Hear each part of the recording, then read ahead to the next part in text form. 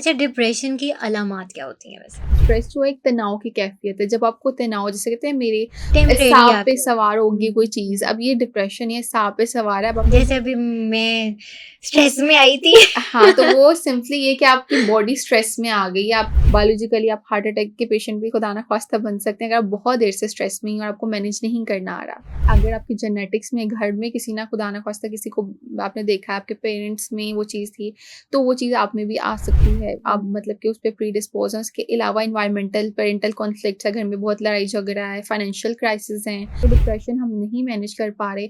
अब इस लिमिट तक चला गया कि आपकी अपनी काम करने की जगह पे मसला आ रहा है, आपकी पर्सनल लाइफ मैनेज नहीं हो रही, रिलेशनशिप में डिस्टर्बेंस आ रही है। इन सब चीज़ों में इवन कि आपको खुदकुशी के ख़्यालात भी आना शुरू हो गए हैं, तो यहाँ पे आपको एक साइकोलॉजिस्ट की या साइकियाट्रिस्ट की साथ-साथ ज़रूरत है। अच्छा, डिप्रेशन की अलामात क्या होती हैं वैसे? डिप्रेशन की सबसे बड़ी अलामत है कि हम लोग एक कंसिस्टेंट लगातार एक उदासी की फीलिंग को बर्दाश्त कर रहे हैं और हम खुशी को फ़ील ही नहीं कर पा रहे। But it is not sadness. Sadness नहीं, सैडनेस एक इमोशन है जिसको हम हुँ। कंसिस्टेंटली लगातार कर रहे हैं, ठीक है? अच्छा, स्ट्रेस और डिप्रेशन में भी डिफरेंस है। ऐसे ही है, स्ट्रेस जो एक तनाव की कैफ़ियत है। जब आपको तनाव जैसे कहते हैं मेरे टेम्परेरी सांप पे आके सवार होगी कोई चीज़, हुँ। अब ये डिप्रेशन ये सांप पे सवार है, अब आपके जैसे अभी मैं स्ट्रेस में आई थी। हाँ, तो वो सिंपली ये कि आपकी बॉडी स्ट्रेस में आ गई है, आप कॉन्फ्लिक्टेड एनवायरनमेंट में आ गए हैं, आपकी पसंद की चीज़ नहीं हुई है, तो हो गया। डिप्रेशन एक लगातार एक बीमारी है जो कि मतलब स्पेसिफिकली लोग करते हैं। स्ट्रेस हम सब कहीं न कहीं कम या ज़्यादा कर रहे होते हैं। लेकिन वो टाइमली आपका ओवरकम हो जाता है, अगर वो जबकि बहुत डिप्रेशन नहीं अगर होता। वो बहुत ज़्यादा हो गया और आप नहीं कर रहे तो ऑटोमेटिकली वो आपको बहुत इम्पैक्ट कर रहा है। वो डिप्रेशन में भी जा सकता है, एंग्ज़ायटी में जा सकता है। बायोलॉजिकली आप हार्ट अटैक के पेशेंट भी खुदा ना ख़वास्ता बन सकते हैं अगर आप बहुत देर से स्ट्रेस में हैं और आपको मैनेज नहीं करना आ रहा। ऑलराइट, अच्छा, डिप्रेशन के बेसिक कॉजेज़ क्या-क्या हो सकते हैं?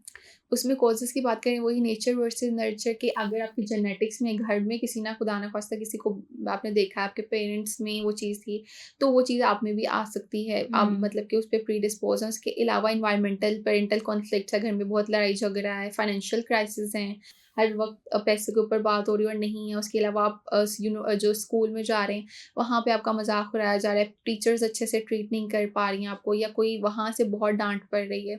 उसके अलावा बड़े हो रहे हैं तो आप किसी एनवायरनमेंट में जा रहे हैं, वहाँ पे आपकी जो एनवायरनमेंट है बहुत कॉन्फ्लिक्टेड है। वहाँ हुँ। से वो जो जैसे अभी हमने बात की नार्सिसिस्टिक पर्सनैलिटीज़ वहाँ पे आपका बॉस ही नार्सिसिस्टिक है, आपके कॉलीग्स ही नार्सिसिस्टिक हैं। अब वो सारी चीज़ें इम्पैक्ट कर रही हैं और कोई ट्रॉमा जिसको हम कहते हैं कोई हादसा ऐसा पेश आ गया, खुदा ना ख़ास्ता किसी की डेथ हो गई है या हुँ। आपकी कोई रिलेशनशिप सेपरेशन हो गई है, तो कोई भी चीज़ आपको ट्रिगर कर सकती इस है। सब को ओवरकम कैसे किया जा सकता है? अब एक तो अगर आप कोई बात करें नॉर्मली एक इंसान सैडनेस है तो वो उसको पता है मुझे करना है। अगर आप एक डिप्रेशन में चले गए और आप इस लिमिट तक चले गए हैं, इसकी जो शदीद लिमिट है कि आपको खुदकुशी के ख़्यालात भी आना शुरू हो हुँ, जाते हैं। हुँ। अच्छा इसकी अगर हम मैनेजमेंट की बात करें तो या अगर हम नॉर्मली बात करें अगर आप उसको खुद से कर पा रहे हैं इट्स फाइन लेकिन जब वो बहुत ज़्यादा हो जैसे एक आम बुखार होता है तो हम टैबलेट खा के ठीक हो जाते हैं लेकिन वो हुँ। बहुत ज़्यादा बढ़ जाता है तो हम प्रोफेशनल की हेल्प लेते हैं। इसी तरह अगर डिप्रेशन हम नहीं मैनेज कर पा रहे अब इस लिमिट तक चला गया कि आपकी अपनी काम करने की जगह पे मसला आ रहा है, आपकी पर्सनल लाइफ मैनेज नहीं हो रही, रिलेशनशिप में डिस्टर्बेंस आ रही है। इन सब चीज़ों में इवन कि आपको खुदकुशी के ख़्यालात भी आना शुरू हो गए हैं, तो यहाँ पे आपको एक साइकोलॉजिस्ट की या साइकियाट्रिस्ट की साथ-साथ ज़रूरत है। तो वहाँ पे आप काउंसलिंग भी ज़रूरत है, साथ-साथ आपको मेडिसिन की ज़रूरत है और साथ ही साथ आपको जो फर्दर है कि आपके घर वालों की एनवायरनमेंट, उनका सपोर्टिव होना बहुत ज़रूरी है।